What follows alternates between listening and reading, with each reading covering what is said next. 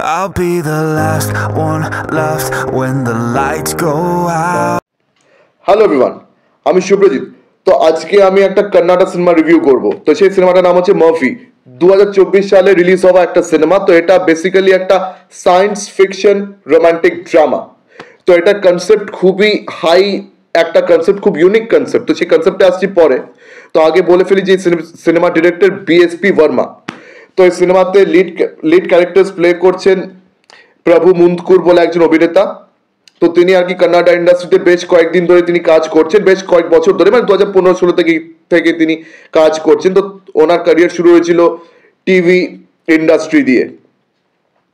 তো তাছাড়া এখানে রয়েছেন এইচ.জি. দত্তাত্রেয়া। তো এইচ.জি. দত্তাত্রেয়া এনাকে আমি চিনি বিকজ মিশন মঙ্গল আমরা সবাই দেখেছিলাম। অক্ষয় কুমারের সেই মিশন মঙ্গল, সেখানে যে সেই বুড়ো সায়েন্টিস্টটা ছিল, ওই লোকটাই হচ্ছে এইচ.জি. দত্তাত্রেয়া। তাছাড়া আরো অনেক অভিনেতা অভিনেত্রী সিনেমাতে মজুদ আছে। তো এবারে প্লট সম্বন্ধে একটু বলি।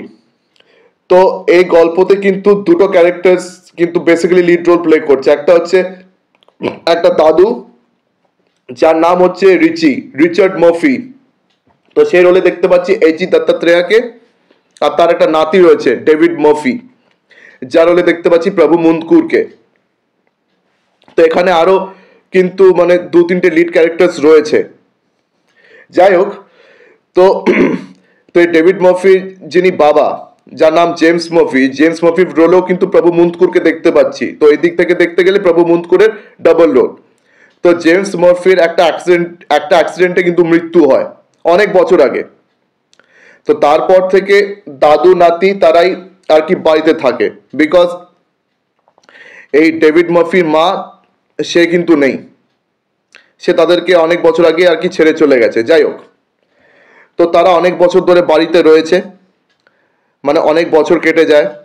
তার দাদুর কিন্তু একটা অনেক শখের একটা রেডিও আছে, কিন্তু সেটা অনেক পুরনো গোছের রেডিও।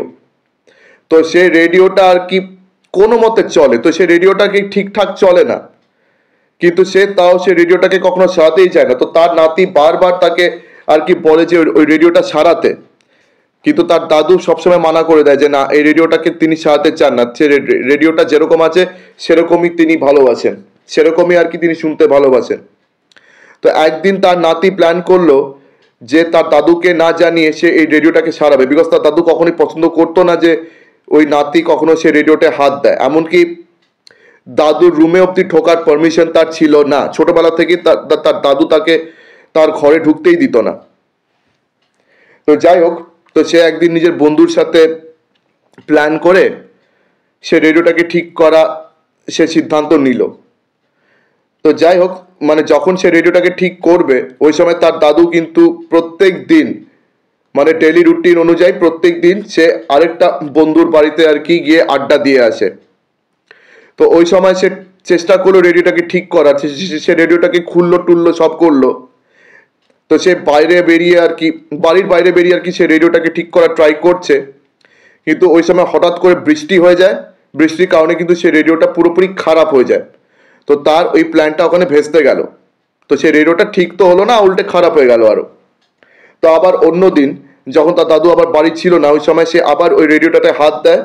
সে চেষ্টা করে সে রেডিওটাকে আবার লাস্ট টাইম ঠিক করার, শুকিয়ে টুকিয়ে, কিন্তু রেডিওটা ঠিক হয় না।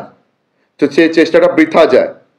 কিন্তু তারপর থেকে আজব কাণ্ড ঘটা শুরু করলো। ওই রেডিওটা নিজের থেকেই চলা শুরু করলো। রেডিওটা নিজের থেকেই কিন্তু চলা চালু হলো। ওই রেডিওটা শুধু চলছেই তা নয়, ওই রেডিও থেকে কিন্তু একটা মহিলার আওয়াজ শোনা যাচ্ছে। মানে এই মহিলাটা কে? মানে এখন ডেভিড তো অবাক হয়ে গেছে যে এটা ভাই কোন মহিলার আওয়াজ। মনে হচ্ছে যেন কোনো আওয়াজ রেকর্ড হয়েছে, কিন্তু অ্যাকচুয়ালি এটা কোনো রেকর্ডেড ভয়েস নয়। অ্যাকচুয়ালি এই মহিলাটার নাম হচ্ছে জননী চন্দ্রশেখর। আর তার সঙ্গে কথা বলে ছেলেটা বুঝতে পারলো যে এই মহিলাটা কিন্তু একটা আলাদা টাইম লাইনে বিলং করে, অতীতের পাস্টের টাইম লাইন। আর সেই পাস্টটা কিন্তু তার বাবার সঙ্গে কিন্তু ওতপ্রোতভাবে জড়িত। তার বাবা জেমস রিচার্ড মার্ফির সঙ্গে ওতপ্রোতভাবে জড়িত। তার বাবা জেমস রিচার্ড মার্ফি একটা কলেজের প্রফেসর ছিলেন। তো সেই কলেজের স্টুডেন্ট এই জননী চন্দ্রশেখর।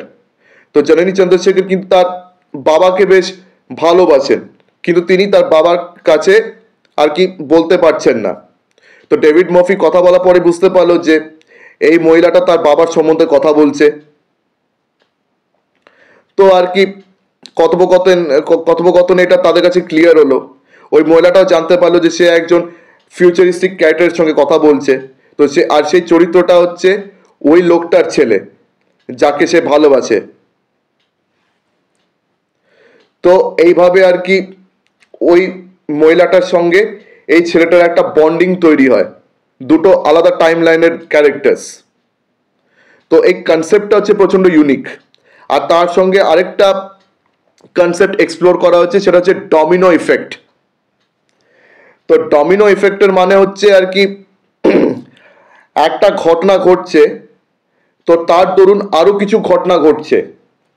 মানে একটা মানে ছোট্টখাটো একটা ঘটনা ঘটলো, তার মানে এফেক্ট মানে তার প্রভাব অনুযায়ী আরো কিছু আর কি ঘটনা ঘটলো, তার প্রভাবে আরো কিছু আর কি বড় সড়ো ঘটনা ঘটছে।